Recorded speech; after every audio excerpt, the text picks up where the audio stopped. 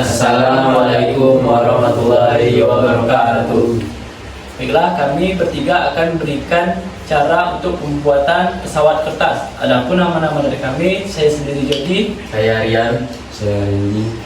Baik, langkah pertamanya, siapkan sebuah kertas. Lalu lipatlah kertas menjadi persegi panjang seperti ini.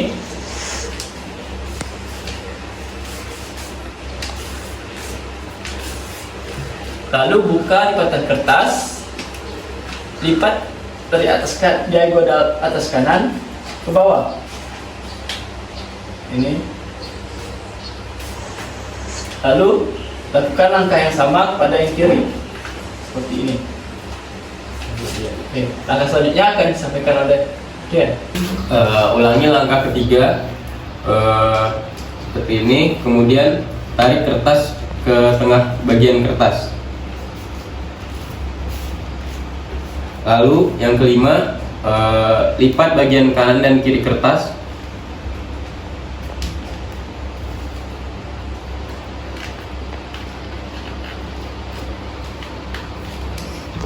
Seperti ini.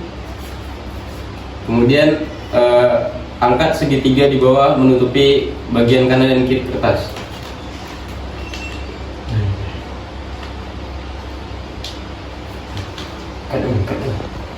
Lalu lipat kertas menjadi dua bagian, lipat bagian kanan, bagian sayap kanan, dan juga lipat bagian sayap kiri.